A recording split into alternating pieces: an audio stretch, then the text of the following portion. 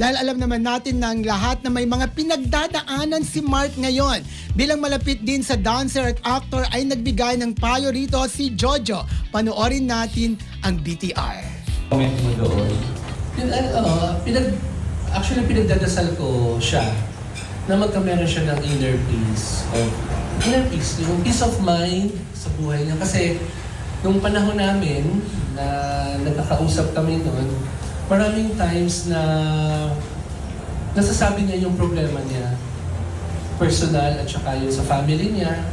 Nakikwento niya sa akin, even doon sa former managers ko. So alam ko yung story. Alam namin yung nangyayari na hindi alam ng publiko sa kanya. And I think he's a good person naman si Mark.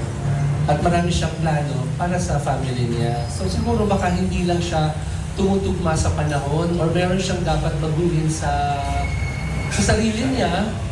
Kasi syempre kung nagkakameron ng problema kayo ng mahal mo o ng asawa mo o karelasyon mo, hindi lang lagi nag-uugat sa isang tao.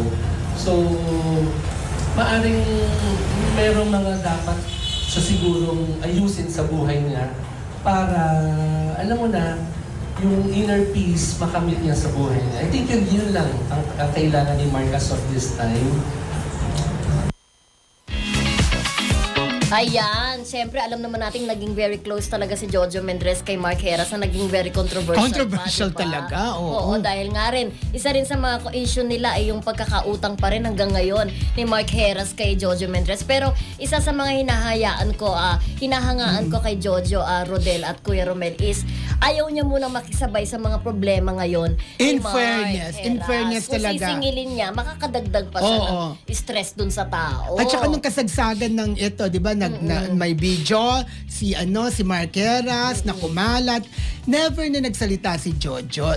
Yung iba diyan pwedeng sakyan, 'di ba? Pero siya na nahimik na lamang. Pero aware siya na may problema talagang kinakarap niya si Mark Heras. Kaya di ba, ang wish niya, magkaroon siya ng inner peace of mind, di ba? Talaga. Pero yun nga, kagaya, hindi niya ni-reveal kung magkano pagkakautang sa kanya ni Mark, di ba? Ayaw niyang banggitin, pero before nasabi nga niya may utang. At ang sabi pa, ang maganda lang kay Jojo, since may pinagsama naman talaga sila ni Mark, di ba parang ayaw niya ng singilin. Ngayon kung magbabayad sa kanya, okay, tatanggapin niya. Pero ayaw niya sabi, Mark, asan na yung utang mo? Magbayad ka na. walang Alam niya ganon. kasi may pinagdadaanan. Naiintindihan niya. So, ibig sabihin talaga, mabait yung kaibigan tong si Jojo. Kasi nga, nagkaroon sila before Mabait ng na magandang tao. samahan ni Mark Heras. Tsaka tama, yung peace of mind talaga. No? Number one. Gusto talagang maranasan o makuha yun ni Mark Heras. Ngayon ang wini-wish ni Jojo Mendrez sa kanya. Yan. Samantala, Si Jojo.